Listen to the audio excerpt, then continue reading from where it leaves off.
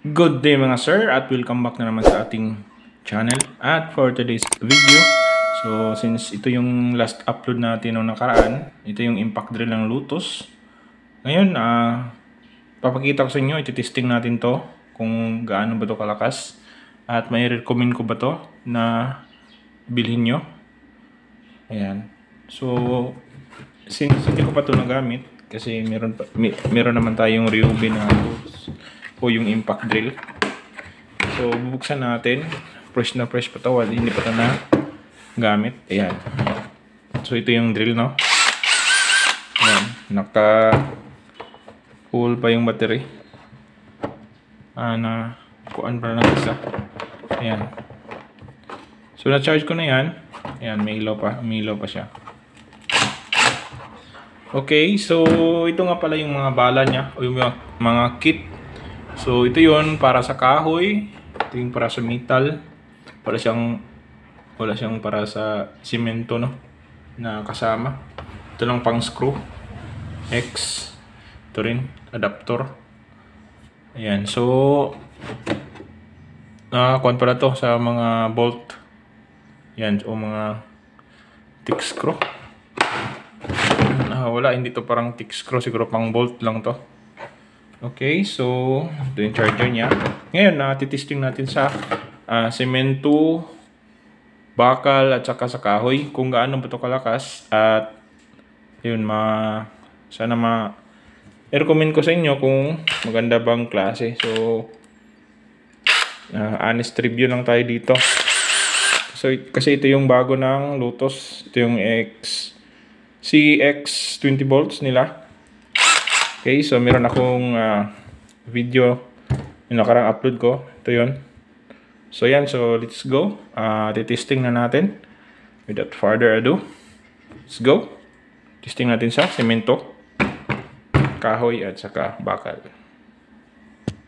Guys, so ayan, titesting natin sa semento. So naka high speed to, yung number 2. Ayan, so naka number 2 tayo. Lagay natin sa impact. Setting natin. Taka, number 20 speed.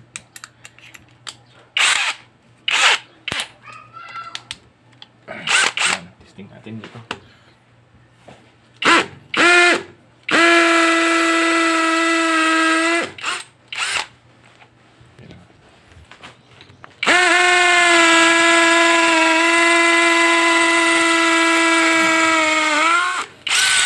Yan, so nakaisang kamay lang yan. Wala tayong kailangan talaga pag ganito meron tayong handle kasi para madali mapasok yung butas, madali ting mabutas yung simento. Pero since yung camera natin is nakahawak sa isang kamay, ayan, so pupus lang natin ng konti.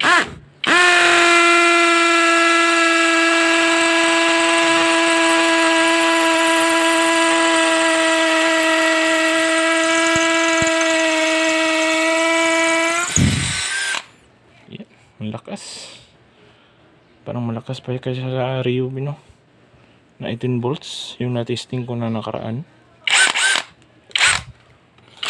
Malakas, daling makabutas ng simento. Okay, subukan naman natin dito sa may malaking bala. Ayan, subukan naman natin. Ilagay ko muna yung camera.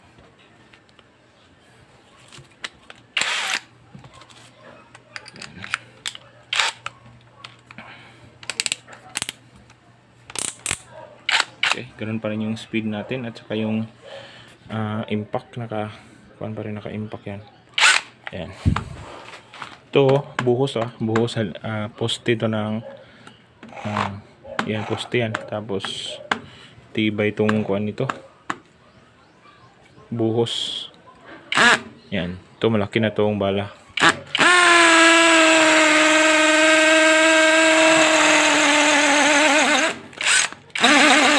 Parang may metal. Ang lakas.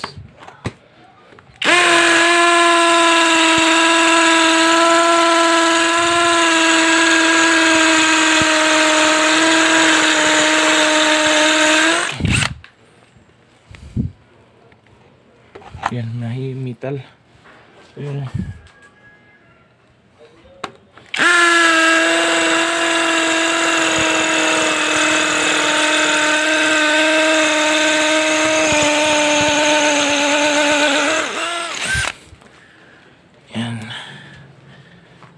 Nakabutas naman, pero ang gamit lang natin dito is yung lalagyan ng mga tools.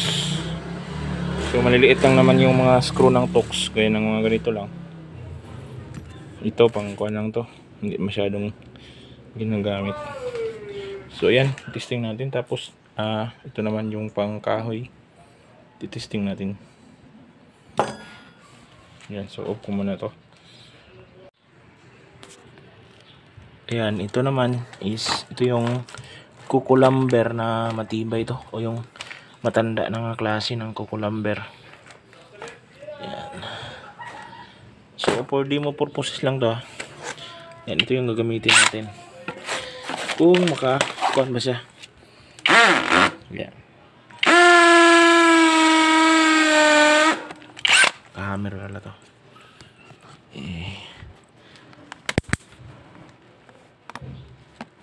Yan. Number 2 pa rin. Tingnan natin yung battery niya. So, since nagamit na natin dun sa kuhan, 3 yun kanina, naging 2 na ngayon. Sa semento. Yan.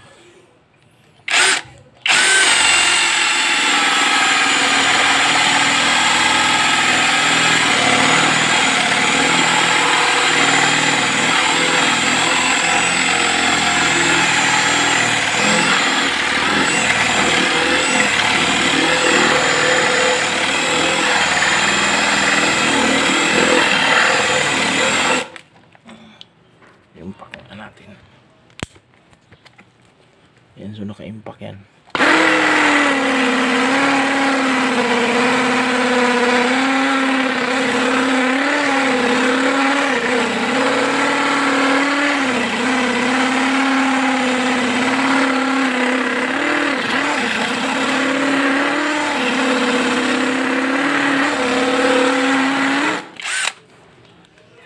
Yan. So ito matibay itong klaseng ganito, pero easy lang sa kanya. Yan. So dito nga ito.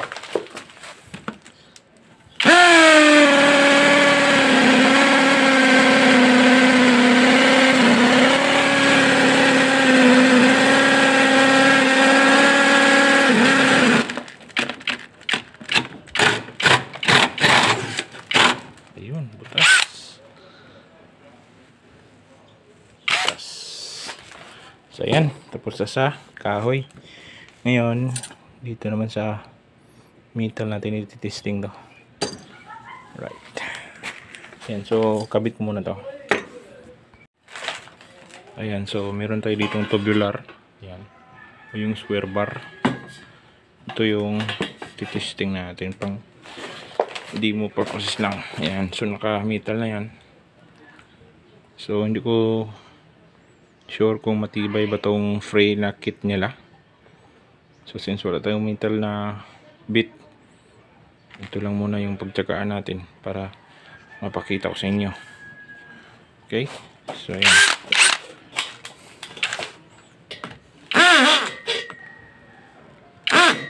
Ay, naka-hammer pa pala. Lagay natin sa screw. Okay, yan. Pero naka high speed pa rin.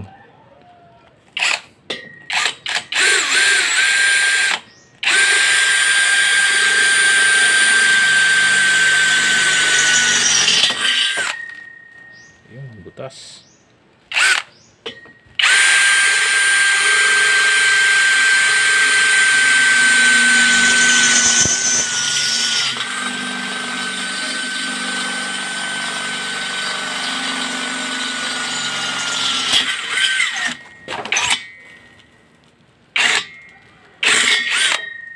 Ayan, butas. So Last testing natin.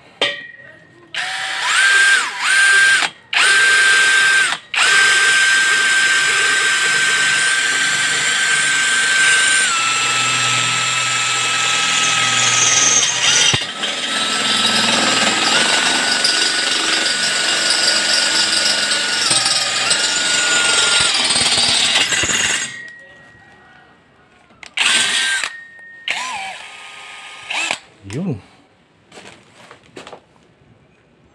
So ayan, tapos na nating matesting lahat sa kahoy, semento. Okay, so ayan. Okay mga sir, so ayan, tapos na nating matesting tong impact drill na to ng Lotus 20 volts, CX 20 volts. Ayan. At ang honest review natin dito is approve sa atin at napakagandang gamitin to sa mga DIYers at saka pang heavy duty na rin. Ayan. So disclaimer lang, hindi tayo attached dito sa Lotus, pero ang masasabi ko lang is mai-recommend ko to na gamitin nyo sa pang DIY at syempre pang heavy duty na rin. So based sa ating review rin, medyo may kainitan naman kasi rin yung pag-testing natin is mga matitigas na kuan, gaya ng poste at saka yung makapal na kuan. So mainit siya dito banda, dito rin. Pero manageable naman yung init niya. So ayun, kung naghahanap kayo ng tool na pang DIY at saka pang heavy duty na, ito yung piliin nyo na may impact na kuan na option, kasi napakaganda pang semento. So all around to na drill. Ayan. So sana nagustuhan nyo yung review na to, at sana huwag kalimutan naman ninyong mag-subscribe please, at siyempre pakihit na rin ang notification bell para updated kayo sa aking mga video upload. So salamat sa panonood, thank you at God bless.